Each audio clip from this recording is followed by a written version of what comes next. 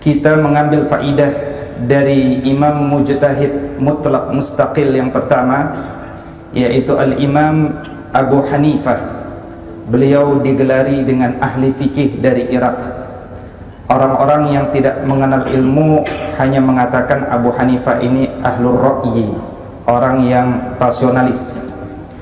Nanti kita akan lihat bagaimana kemudian Abu Hanifah ini bukan sosok yang rasionalis dalam pengertian yang negatif, tapi justru dia adalah rujukan fikih para ulama salaf. Bahkan kemudian kalau ditanya, ada seorang ulama dulu yang bernama Abdullah ibn al-Mubarak. Kalau ditanya, wahai ibn Mubarak, di antara dua orang, Imam Malik atau Imam Abu Hanifah yang ahli fikih? Abdullah ibn Mubarak bilang Imam Abu Hanifah. Ini menunjukkan kefahaman Abdullah ibn Mubarak karena beliau pernah melihat bertemu langsung dengan yakni Abu Hanifah. Bahkan Imam Asy-Syafi'i rahimahullah ta'ala menjelaskan bahwa dalam masalah fikih umat Islam ini berhutang besar kepada Abu Hanifah. Dan Al-Imam Az-Zahabi, penulis kitab Siyar Alam Nubala, menjelaskan bahwa kepemimpinan dalam ilmu fikih dan berbagai masalah dalam fikih itu seluruhnya diserahkan kepada Al-Imam Abu Hanifah. Maka wajarlah kemudian para murid-murid beliau itu meluaskan mazhab ini, dan di antara murid beliau yang terkenal nanti bernama Abu Yusuf. Abu Yusuf juga punya murid yang bernama Abu Abdullah Asy-Syafi'i. Jadi di antara gurunya Imam Asy-Syafi'i adalah Abu Yusuf. Baik, kalau kita lihat kategori yang dibuat oleh Al-Imam Az-Zahabi dalam kitab Siyar Alam Nubala, Al-Imam Abu Hanifah ini dimasukkan dalam kategori generasi tabi'in yang kelima, generasi tabi'in yang kelima. Hal ini karena di atas beliau masih ada banyak lagi generasi tabi'in yang lain, khususnya guru-gurunya. Dan kita perlu paham ini karena kita telah bahas dalam pertemuan sebelumnya bahwa yang disebut sebagai imam salaf atau generasi salaf, yaitu yang pertama para sahabat, tabi'in dan tabi'ut tabi'in. Kita perlu paham timeline dari setiap nama-nama dan generasi agar memiliki cara pandang yang komprehensif dan berurutan terkait tentang bagaimana penyampaian ilmu di antara ahlu zikr. Karena kepada mereka lah di antara generasi yang paling berhak bagi kita untuk mengambil faidahnya. Nama beliau siapa? Nu'man bin Thabit bin Zawti At-Taimi Al-Kufi. Ini kalau dalam kitab Siyar, tapi saya tambahkan di sini Al-Farisi. Beliau lahir tahun 80 Hijriah dan wafat tahun 150 Hijriah. Dalam riwayat lain, dan ini disebutkan juga oleh salah satu cucunya Abu Hanifah.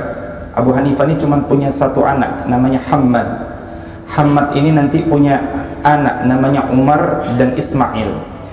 Kalau menurut Ismail, secara jelas bahwa kami ini adalah orang-orang Persia.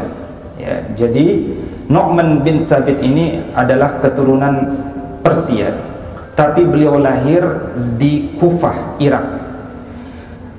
Menurut siapa tadi? Ismail bin Hammad. Menarik juga nanti kenapa beliau kasih nama anaknya Hammad. Nanti ada jawabannya di belakang.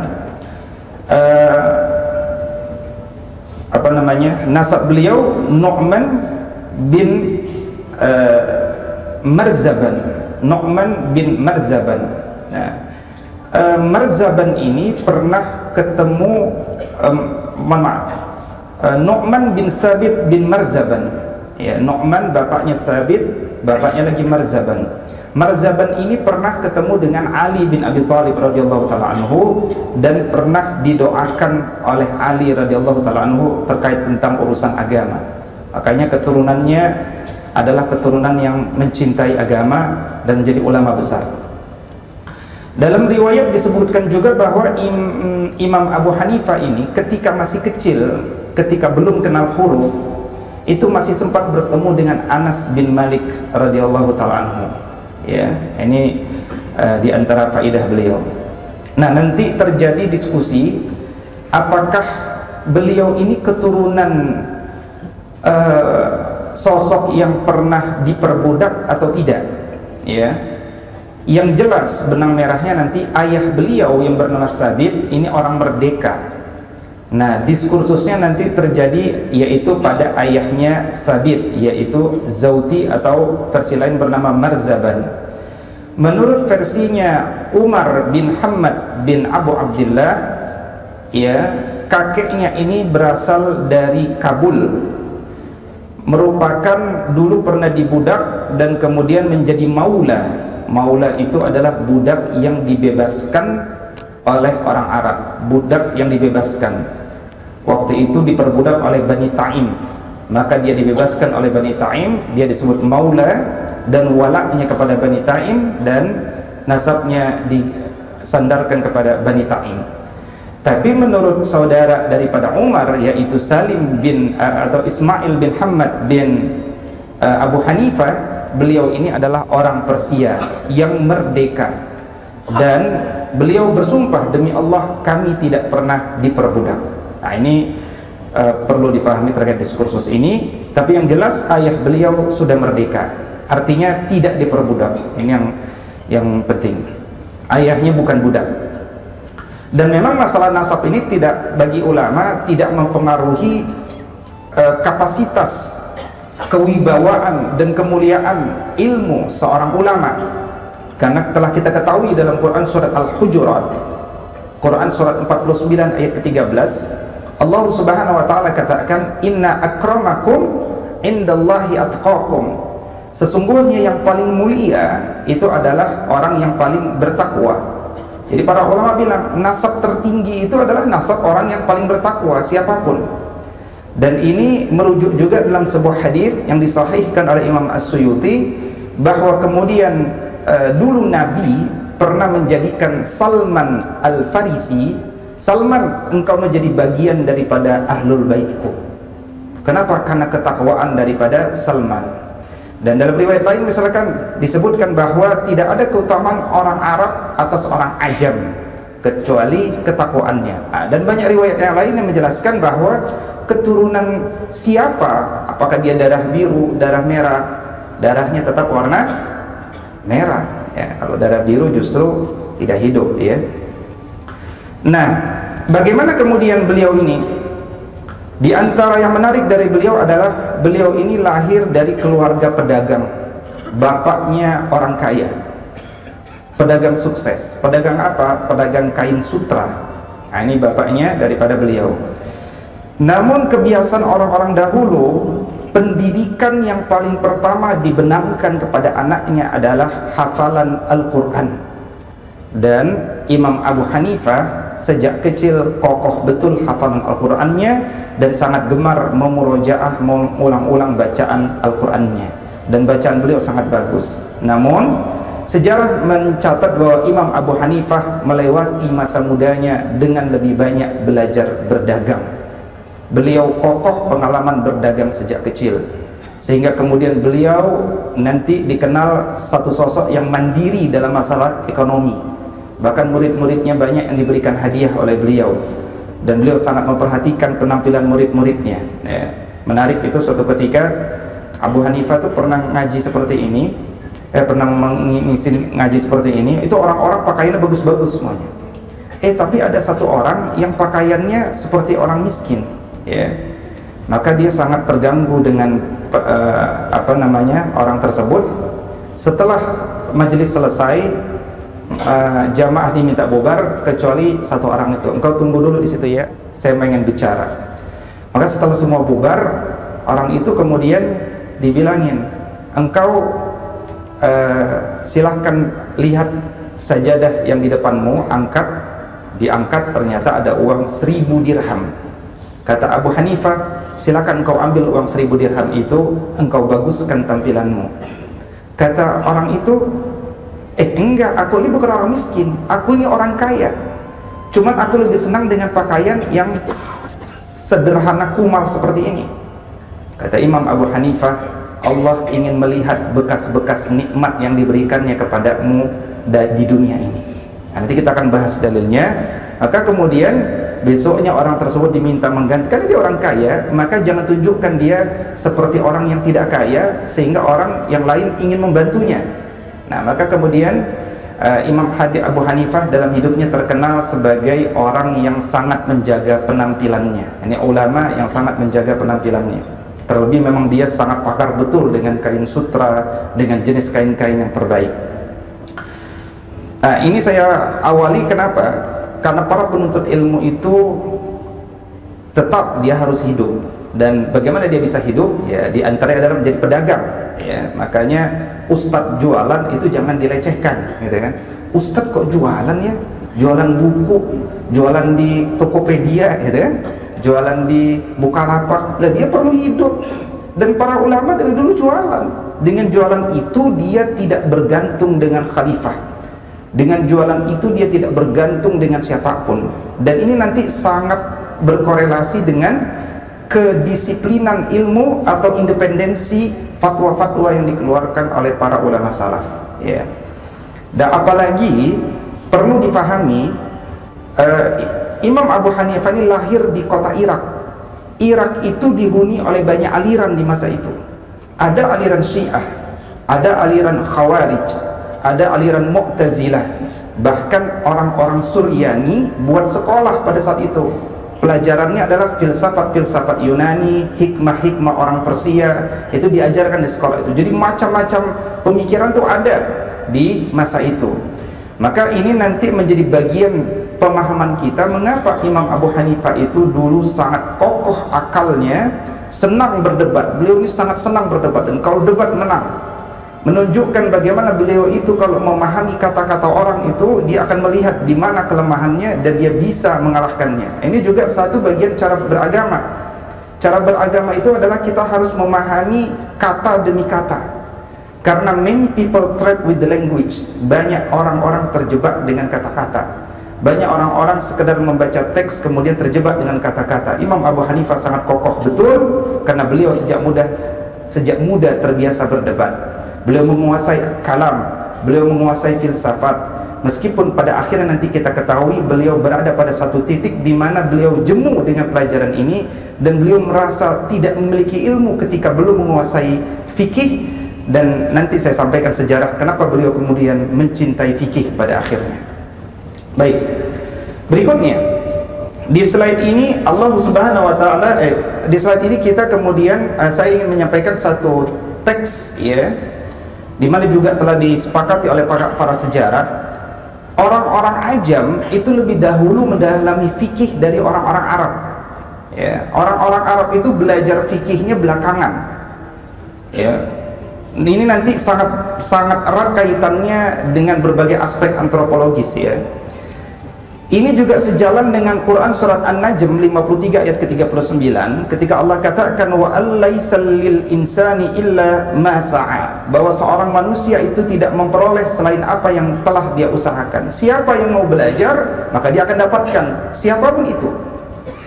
Maka kemudian kalau dilihat diskusi-diskusi khalifah dengan para ulama dulu satu riwayat misalkan, Atha pernah ditanya oleh seorang khalifah yang bernama Hisham bin Abdul Malik. Wahai Hisham, ini diskusi ini terjadi di kota Rasafah.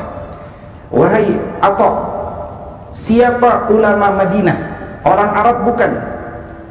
Kata Atha, di Madinah itu setauku fuqaha, ahli fikih yang paling utama itu namanya Imam Nafi'. Imam Nafi' ini maulanya Abdullah ibni Umar. Kalau kita nanti mengkaji siapa Imam Nafi', Imam Nafi' ini adalah anak yang tertinggal di medan perang, ya, dan kemudian diambil oleh Abdullah ibni Umar dan dirawat seperti anaknya sendiri. Dan kemudian Abdullah ibni Umar melihat kecerdasan dari Imam Nafi' ini dan seakan mengatakan Allah menganugerahiku anak yang luar biasa. Jadi Imam Nafi' ini nanti jadi gurunya Imam Malik, ya, di kota Madinah, menjadi gurunya Imam Malik, Imam Nafi'. Tapi Imam Nafi ini bukan orang Arab, gitu. Imam Nafi ini maula istilahnya, ya. Dia maulanya Ibnu Umar. Dia budak yang kemudian dibebaskan oleh Abdullah bin Umar, diangkat oleh anak. Maka kemudian Hisham bin Abdul Malik meremut wajahnya. Oh, bukan orang Arab ya? Ulama Madinah bukan orang Arab. Padahal ini ulama-ulama tabi'in awal ini, Imam Nafi'. Kalau di Mekah siapa imamnya? Kata Atta', kalau di Mekah namanya Atta' juga, tapi Atta' bin Rabbah. Siapa dia? Orang Arab? Bukan, dia maula juga, gitu kan. Wah, semakin meremut. Kalau di Yaman siapa? Kalau di Yaman ulamanya namanya Tawus bin Hisan, Tawus bin Kaisan. Apakah dia orang Arab? Bukan juga, dia bukan orang Arab. Semakin merungut, gitu. Memang khalifah itu sangat fanatik dengan orang Arab di awal-awal, sangat ingin ulama itu datang dari orang Arab. Tapi memang realitasnya yang paling faqih di antara yang faqih itu adalah memang kebanyakan di awal itu orang-orang ajam, orang-orang selain Arab. Kemudian di Yamamah siapa, kata Hisham bin Abdul Malik? Di Yamamah siapa? Dia Yahya bin Katsir. Dia orang Arab? Bukan, dia maula. Di Syam siapa? Makhul, maula juga. Di Jazirah siapa? Maimun, maula juga. Masya Allah, ya. Di Basrah siapa? Hasan dan Ibn Sirin, dua-duanya pun maula. Nah, kalau di Kufah siapa? Di Kufah, ini tempat lahirnya Abu Hanifah. Di Kufah namanya Ibrahim An-Nakhai. Kita garis bawahi Ibrahim An-Nakhai, dan dia orang Arab. Nah, Ibrahim An-Nakhai orang. Jadi dari tadi semua kota ternyata orang-orang bukan orang Arab. Alhamdulillah ada orang Arab, ya. Kata Atta', untung dia nanya Kufah. Seandainya dia tidak nanya Kufah, hampir-hampir nyawaku melayang. Wah, itu khalifah dulu galak-galak, ya. Kalau sempat semua orang Arab, alhamdulillah ada yang dia tanya Kufah, dan alhamdulillah Ibrahim An-Nakhai itu orang Arab. Nah, ini menarik, kenapa? Ya, Ibrahim An-Nakhai ini nanti kita akan bahas lebih lanjut karena dia guru guru dari gurunya Abu Hanifah, ya. Siapa dia nanti kita akan bahas. Nah, yang menarik lagi, Isa bin Musa itu seorang menteri, ya. Dan menteri ini dikenal dalam sejarah dia juga sangat fanatik dengan orang Arab. Ini ditanya juga seperti itu, ya. Sampai ketika ditanya, ya, kalau di Kufah siapa imamnya, ya. Nah, disebutkan oleh tabi'in ini, sebenarnya aku pengen jawab, ya, Hakam bin Utbah dan Hammad bin Abu Sulaiman. Hammad bin Abu Sulaiman ini gurunya langsung dari Abu Hanifah. Aku pengen bilang ulama Kufah itu. Tapi masalahnya dia itu bukan orang Arab. Sementara pertanyaan panjang ini bukan orang Arab semua. Masa pertanyaan terakhir ini bukan orang Arab juga? Saya melihat dari wajahnya Isa bin Musa ada niat jahat kepadaku, kata seorang fakih ini. Maka kemudian, ya, dia jawab, ya udah, saya jawab yang menyelamatkan diri saya saja, kata dia. Ini kan bukan pertanyaan paling penting, ya. Siapa ulama di Kufah? Ibrahim An-Nakhai dan Umar Asy-Sya'bi. Ini dua-duanya orang Arab. Nah, nanti kita akan bahas lebih khusus terkait dua tema ini. Baik. Maka kemudian kita mulai melihat satu persatu atau sedikit saja daripada siapa guru-guru daripada Imam Abu Hanifah. Yang pertama, Al-A'mash. Abu Hanifah ini pernah belajar hadis selama setahun dengan Al-A'mash. Kemudian beliau istirahat, pulang, ya. Kemudian suatu ketika beliau balik lagi kepada gurunya itu. Ketika datang ke rumah gurunya, pada saat itu ada warga yang bertanya kepada Al-A'mash, datang ingin bertanya. Maka Al-A'mash ingin muji Abu Hanifah, mumpung sekalian datang, silakan jawab pertanyaannya. Ternyata Masya Allah, Abu Hanifah bisa menjawabnya. Apa kata Al-A'mash? Engkau luar biasa. Ilmu hadis yang aku sampaikan kepadamu 1 tahun, engkau rangkum hanya dalam beberapa saat untuk menjawab pertanyaan itu. Nah, disinilah kemudian muncul kalimat yang terkenal dari Al-A'mash, yaitu kalian para dokter sementara kami apoteker, gitu ya. Artinya apa? Ini merujuk kepada ahli fikih. Ahli fikih itu ibarat dokter. Ini istilah terkenal. Ahli fikih itu ibarat dokter. ahli hadis itu ibarat apoteker, gitu. Jadi masing-masing punya kemuliaan. Ya, ahli hadis itu seperti apoteker, fikih itu seperti dokter. Ya, dokter tentu dibantu, salah satu alat untuk membantu melahirkan fatwa-fatwa di bidang fikih adalah hadis. Makanya saya merenungi, kita jangan kemudian membandingkan antara ini hadis, saya ikut jalur hadis, saya tidak mau ikut jalur fikih, atau saya ikut jalur fikih, saya tidak mau ikut jalur hadis. Kenapa? Orang yang menjadi ahli fikih seperti Imam Abu Hanifah ini, dia adalah ahli hadis, tapi tidak bisa melahirkan fikih hanya dengan hadis saja, karena dia perlu memahami yang lainnya. Makanya siapa yang mau bilang Imam Malik itu sekedar imam fikih, bukan imam hadis? Padahal Imam Malik itu punya kitab kodifikasi hadis pertama, namanya kitab Al-Muwatta. Belum ada hadis Bukhari, belum ada hadis Muslim pada saat itu. Ya kan, hadis Bukhari Muslim belakangan, nanti kita lihat timeline. Jadi kalau ada pertanyaan, Ustaz, kok Imam Malik nggak ikut hadis Bukhari? Ya, Imam Bukhari aja belum lahir, gitu ya kan. Kadang-kadang kita perlu belajar timeline. Kok Imam Bukhari dia cuman fikih, bukan ahli hadis? Dia nyusun hadis, buku kitab hadis pertama. Kalau Imam Syafi'i gimana, Ustaz? Imam Syafi'i justru punya musnad, punya hadis, punya kitab hadis, Musnad Asy-Syafi'i. Imam Ahmad bin Hanbal ahli fikih saja, Ustaz. Apalagi Imam Ahmad bin Hanbal menggabungkan dua pakar hadis dan fikih ini, dia punya musnad Imam Ahmad, periwayat hadis Imam Ahmad ini. Nah, jadi dapat kita fahami di sini, jangan kita melemahkan dan merendahkan ahlul fikih, karena orang berfikih itu setelah dia menguasai hadis. Tetapi tidak cukup dengan hadis, dia menguasai dengan bermacam. Nanti kita lihat metode dalam menghukumi sesuatu dari Abu Hanifah. Nah, siapa gurunya yang terbaik, yang tidak pernah yang sangat membekas di diri Abu Hanifah? Dialah Hammad bin Abu Sulaiman. Dulu dalam satu catatan, beliau ini mulai tertarik mendalami agama melalui murojaah bersama para ulama, sorogan kalau istilah kita di pesantren, sorogan bersama para ulama, itu di umur 22 tahun. Ya, jadi memang sudah agak muda. Beliau di umur 22 tahun mulai dekat dengan para ulama. Kenapa? Suatu ketika beliau sedang berdagang, ingin berangkat ke pasar, melewati seorang ulama bernama Asy-Sya'bi. Asy-Sya'bi panggil, Abu Hanifah sini. Engkau ini aku dengar adalah sosok yang cerdas, dan aku amati memang engkau adalah sosok yang cerdas dan berbakat. Aku melihat kecerdasan pada dirimu, maka sudah sepantasnya engkau mendekati para ulama. Itu kata Asy-Sya'bi. Kalimat Asy-Sya'bi inilah yang sangat membekas di diri Abu Hanifah, sehingga mulai saat itu dia lebih banyak menuntut ilmu daripada ke pasarnya. Tapi Abu Hanifah dalam hidupnya tidak pernah berhenti meninggalkan pasar. Dia tetap terus berdagang. Kata Abu Hanifah, kata-kata Asy-Sya'bi sangat mengenai hatiku. Nah, jadi kalau Abu Hanifah senang menuntut ilmu tanpa meninggalkan pekerjaannya di umur 22 tahun, maka kita yang umur sudah 30, 35, 40, ya meskipun kita tetap kerja, mulailah kita mencintai ilmu, dekati dengan ilmu. Jangan sampai kita punya cita-cita, saya mau mencintai ilmu umur 55 tahun. Nah, itu jangan. Itu sudah terlambat. Namanya usia pensiun, tidak ada pilihan. Tapi kemudian menuntut ilmu itu hendaknya sejak sedini mungkin. Nah, belajarlah beliau kepada Hammad bin Abu Sulaiman selama berapa tahun? 18 tahun. Beliau hidup bersama Hammad bin Sulaiman 18 tahun.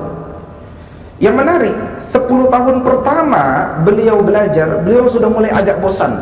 Abu Hanifah, dia sudah menguasai ragam ilmu fatwa daripada Hammad bin Abu Sulaiman, dan dia mulai berpikir, kayaknya saya ingin berpisah dengan guru saya, dan saya ingin membuat halaqah sendiri. Nah, tepat di tahun ke-10 itu, keluarga dari Hammad wafat, dan di antara penerima warisnya adalah Hammad bin Abu Sulaiman. Maka Hammad bin Abu Sulaiman pada saat itu harus berangkat ke Basrah, sehingga halaqah majelis pengajian ini harus dia tinggalkan. Maka tidak ada yang bisa dia percaya untuk duduk di depannya ini kecuali Abu Hanifah. Jadi Abu Hanifah ini memang murid yang sangat disayangi. Begitu awal-awal belajar saja dengan Hammad sudah melihat potensi, dan guru yang baik itu adalah melihat mana potensi muridnya, mana murid yang kira-kira dia hendaknya lebih khusus untuk mengkadernya.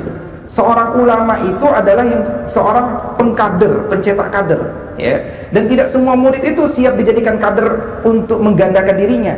Ada orang ngaji cuman pengen ngabisin waktu, ada kan? Ada orang ngaji cuman pengen ngambil faidah.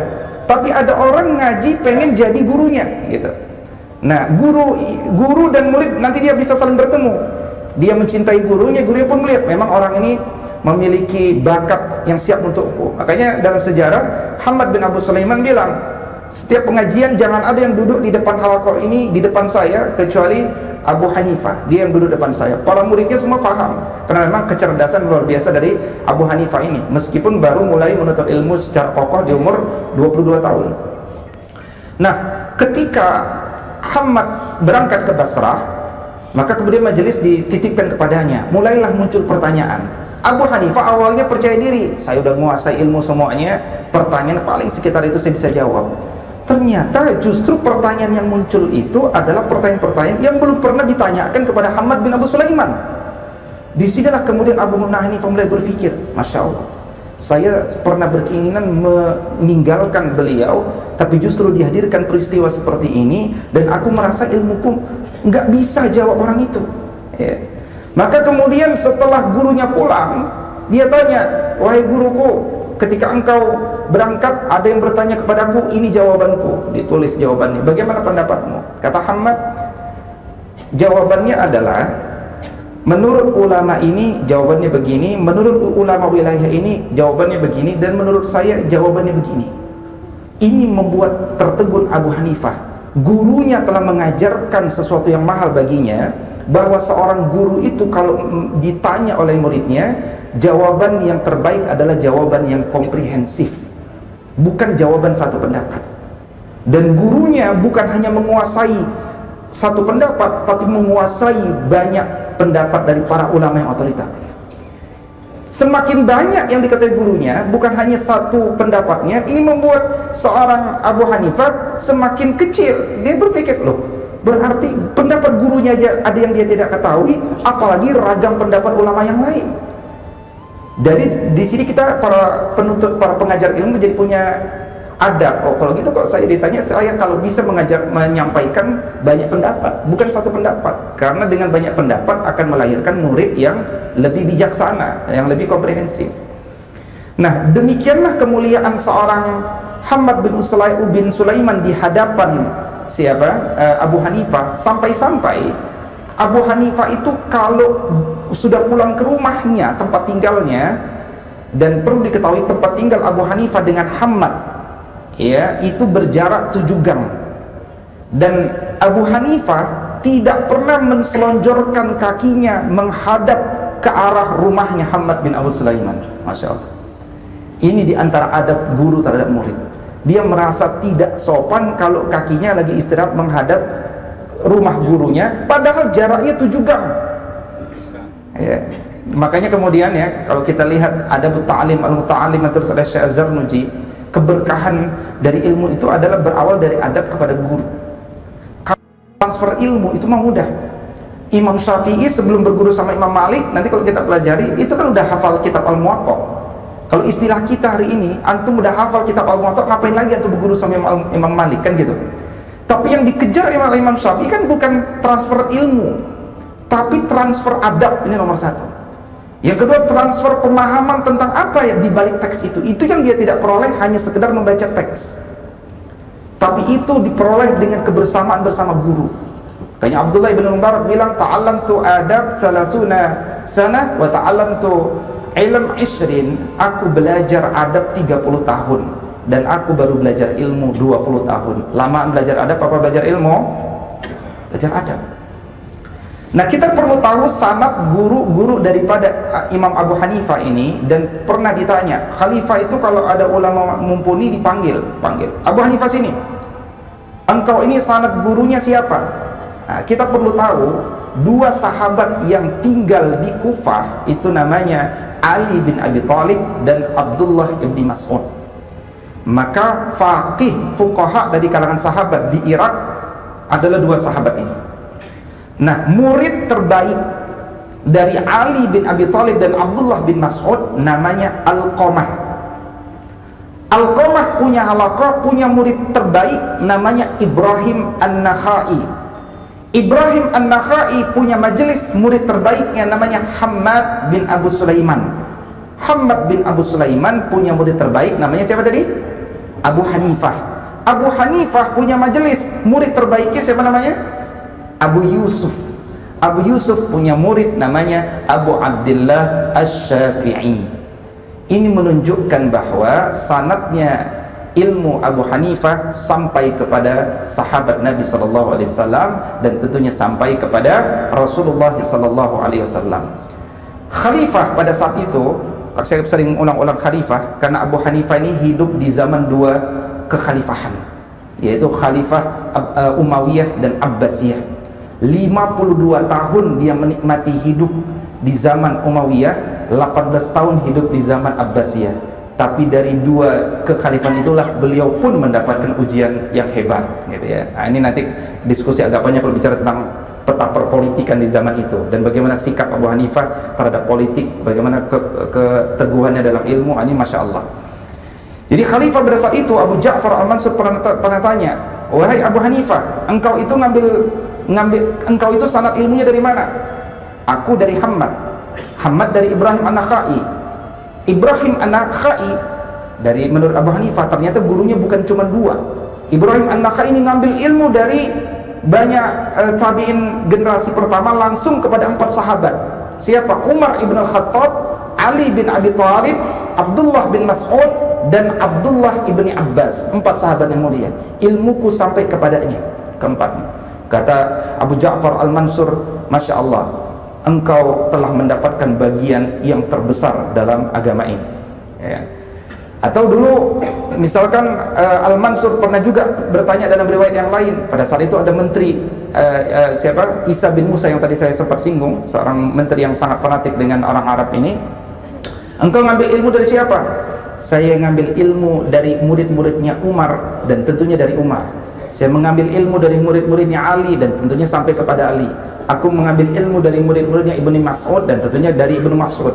Aku mengambil ilmu dari murid-muridnya Ibnu Abbas dan tentu sampai kepada Ibnu Abbas, ya. Nah, Ibrahim An-Nakhai, Hammad bin Abu Sulaiman, guru langsung Abu Hanifah, ini adalah murid terbaik dari dua ulama besar di zaman itu, yaitu Ibrahim An-Nakhai orang Arab dan Umar Asy-Sya'bi orang Arab, ya kan? Ibrahim An-Nakhai dan Umar Asy-Sya'bi dalam riwayat peta perpolitikan itu, di antara riwayat yang sahih, mereka pernah memberontak kepada khalifah. Jadi nanti kalau kita mengkaji apa hukum pemberontakan kepada pemerintah yang sah, itu jawabannya nggak satu. Jawabannya bukan harus nggak boleh. Nanti kita akan membongkar ternyata begitu, bukan tidak banyak, tapi terdapat sedemikian deretan nama dari ulama-ulama salih, termasuk dari sahabat, anak-anaknya sahabat yang memberontak kepada khalifah. Karena memang memiliki cara pandang yang berbeda terhadap melihat sesuatu, ya. Tapi kita tidak akan bahas itu karena itu membutuhkan waktu yang panjang. Tapi kita ingin melihat bagaimana sosok An-Nakhai ini. Sosok An-Nakhai ini, ya, luar biasa faqihnya. Kalau kita kenal ada ulama namanya Sa'id bin Jubair. Sa'id bin Jubair pernah dimintai fatwa. Sa'id bin Jubair, saya mau nanya sesuatu. Kata Sa'id bin Jubair, engkau dari mana? Saya dari Kufah. Ngapain kau tanya kepada aku? Kan di sana ada Ibrahim An-Nakhai. Tanya kepada dia. Wah, itu akhlak di antara ulama. Ya, kalau ada ulama yang otoritatif di sana, tanya di sana. Ya, kayak kita hari ini. Di Indonesia ada ulama, ya tanya kepada ulama Indonesia. Ya, dan itu etika di antara ulama dakwah. Kalau antum lihat dulu sempat Al-Azhar atas peta politikan datang ke Indonesia untuk, ya, kasus 2017 lah, ya. Tapi kemudian kita ingatkan, Anda ini sedang ingin diadu domba dan seterusnya, Anda pulang. Akhirnya dia bilang, saya pulang. Kenapa? Untuk persoalan politik di Indonesia, tanyakan kepada ulama di Indonesia. Nah, itu ada etika. Untuk masalah lokal, maka tanyakan kepada ulama lokal, karena mereka yang lebih paham, ya. Karena ulama luar tidak lebih memahami daripada ulama lokal. Nah, ini spirit yang kita pahami. ketika Sa'id bin Jubair ditanya sebuah fatwa. Nah, Umar Asy-Sya'bi bagaimana? Umar Asy-Sya'bi ini ensiklopedi ilmu, pernah bertemu dengan 500 orang sahabat, ahli sastra, Masya Allah ya. Dan kalau kita pernah bilang, Ustaz, boleh nggak mengajarkan orang dengan fabel? Saya katakan lebih utama mengajarkan anak kita dengan kisah, mengajarkan manusia dengan kisah, karena Al-Quran mengajarkan dengan kisah. Tapi apakah haram dengan fabel? Saya katakan tidak juga. Kenapa? Umar Asy-Sya'bi ini pernah menasihati para pimpinan khalifah dengan fabel ya. Ini saya perlu sampaikan fabel menarik dari Umar Asy-Sya'bi. Beliau katakan, ada satu cerita, kata beliau, di hutan rimba itu rajanya kan singa namanya ya. Singanya sedang sakit, maka seluruh binatang itu menjenguk singa ini. Maka ada satu binatang namanya serigala, culas. Dia nggak suka ya kan dengan musang. Maka dia bilang, wahai singa, engkau nggak perhatikan ada satu binatang ya, ada satu binatang yang tidak datang. Siapa dia? Musang. Oh, itu singa pun marah banget gitu kan. Akhirnya dipanggil, cari musang ke sini. Nah, musang tahu ternyata dia dipanggil karena ada yang mengadukan ya. Dia pun berpikir, apa caranya ini? Ini musang dilawan gitu kan. Maka kemudian dibilang oleh singa, musang, kenapa kamu nggak datang? Musang cari jawaban. Dia bilang, saya itu nggak datang karena cari obat, tapi karena cari obat untuk wahai paduka. Tapi obatnya nggak ketemu. Akhirnya aku ketemu obatnya itu ada di bagian dalam betis kakinya serigala. Itu kata musang. Akhirnya kemudian begitu ya. Panggil serigala datangan, maka kemudian dibelah betisnya serigala ya, diambil bagian darahnya, kemudian diminum oleh singa, nggak dibunuh, cuma pengen ngambil obat di bagian betisnya itu. Jalanlah serigala dengan tertatih kan, kelihatan oleh musang. Dia bilang, kenapa kakimu merah-merah? Kata musang, iya saya baru diambil bagian darahnya sama singa. Kata beliau, apa yang kita lakukan itu akan berbekas pada diri kita. Nah, itu sebenarnya, itulah fabel. Arti dia ingin mengatakan dalam kehidupan peta perpolitikan kekhilafahan jangan ada saling culas-culasan, jangan ada saling sikut-sikutan, tegakkan agama. Nah, ini kenapa saya katakan tidak melulu fabel itu tidak boleh ya, tapi tentu harus ada maknanya. Kadang-kadang kita ini cuman punya satu cerita, yaitu si kancil mencuri timun. Nah, itu kan bahaya kan. Apa salah kancil kalau dia dibilang pencuri? Kancil dikasih timun mau nggak? Mau kali ya. Baik, nah ini ada satu kisah dalam sejarah Abu Hanifah yang luar biasa, bagaimana mendorong dia pada akhirnya menjadi ahli fikih. Dia katakan, seorang wanita telah menipuku, wanita kedua membuatku zuhud, wanita ketiga membuatku faqih. Ini penghayatan daripada Abu Hanifah dalam kehidupannya. Kenapa?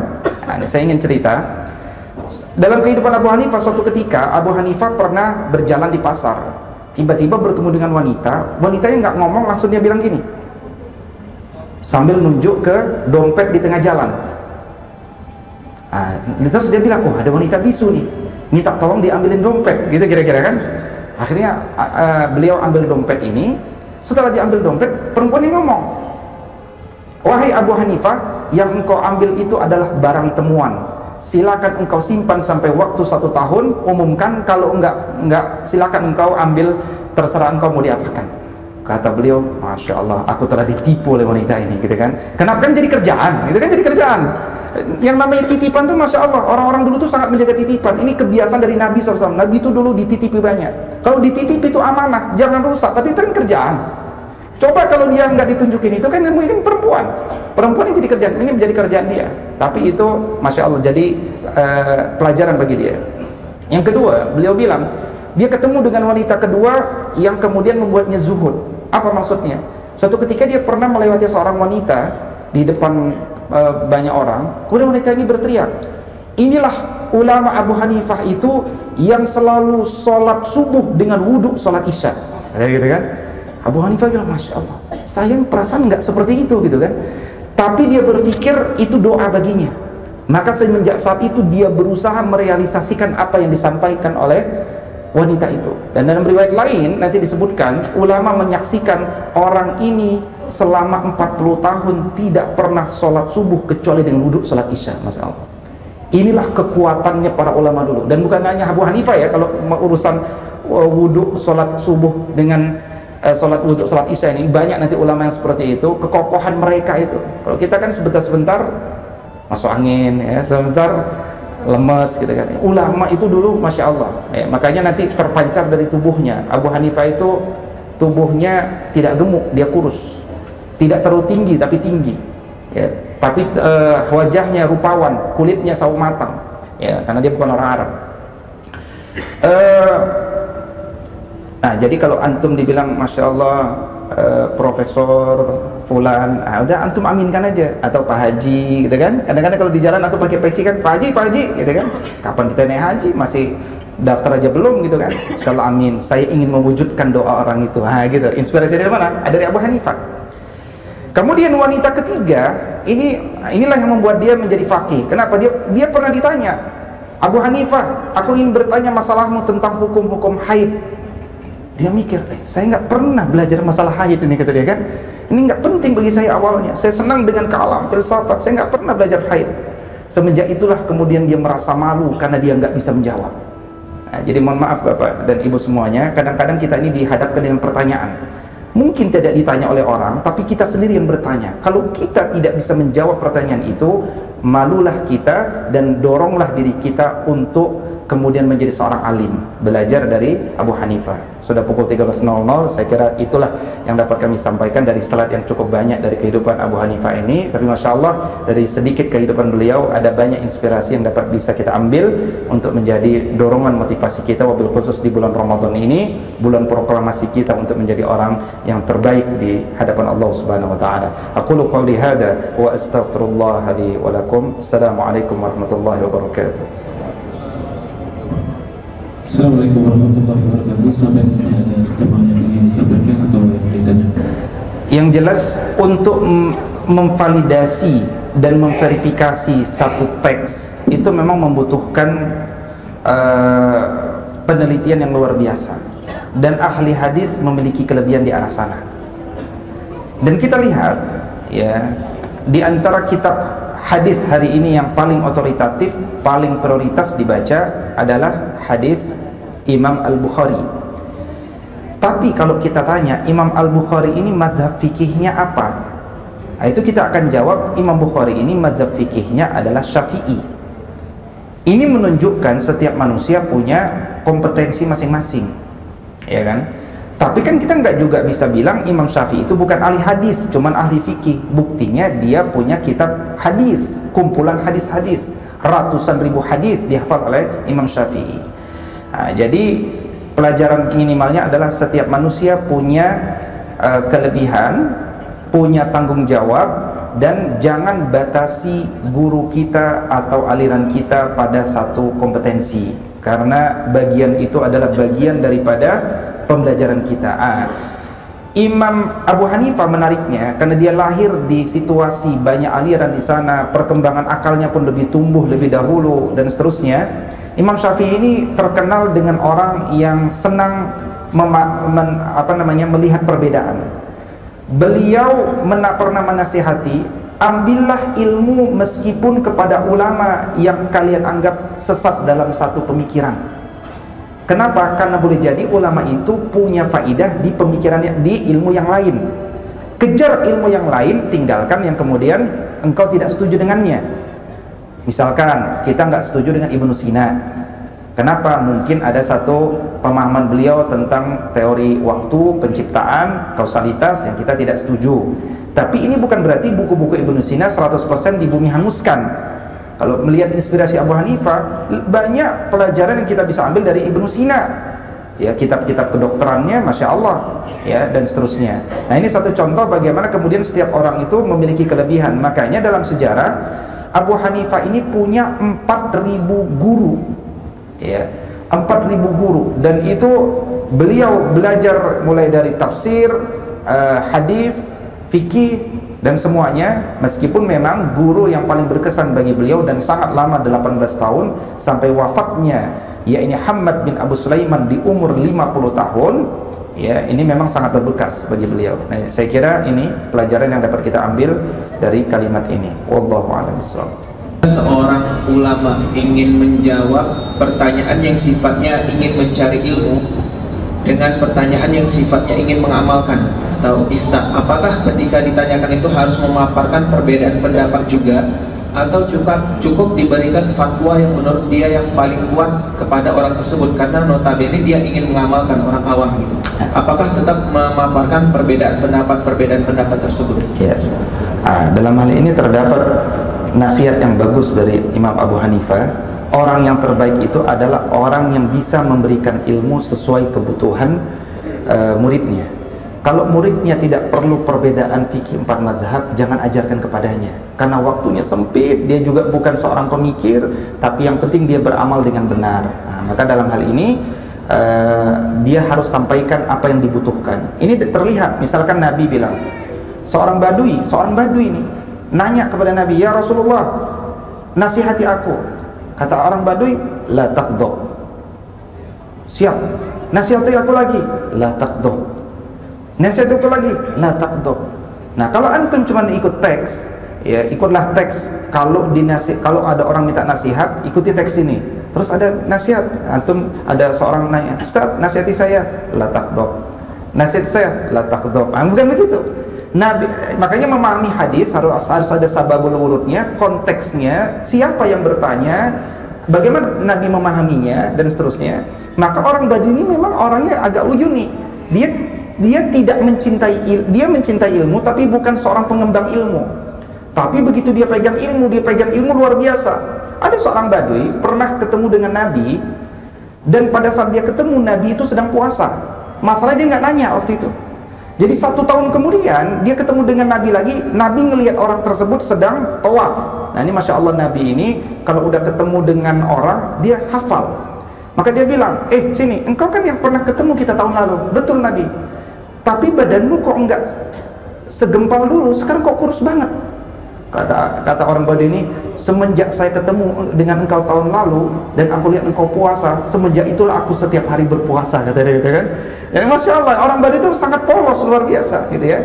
Nah, jadi apa yang kira-kira penting, sampaikan. Itu satu pelajaran. Yang kedua, lihat dulu orang ini bertanya di level apa. Mungkin dia seorang pemikir, tapi level apa?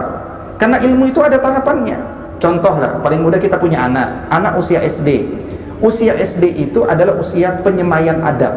Pada saat itu nggak penting seorang anak SD bisa ngerti sholat 4 mazhab atau belum, tapi bahwa dia tergerak setiap subuh, mau bangun, punya inisiatif amal-amal soleh, ini yang perlu kita bangunkan. Itu cukup bagi dia. Tapi nggak cukup bagi anak SMA, apalagi nggak cukup bagi anak kuliah. Nah, ini tahapan-tahapan ilmu itu penting untuk disampaikan. Saya kira itu jawabannya. Allahu a'lam bishawab.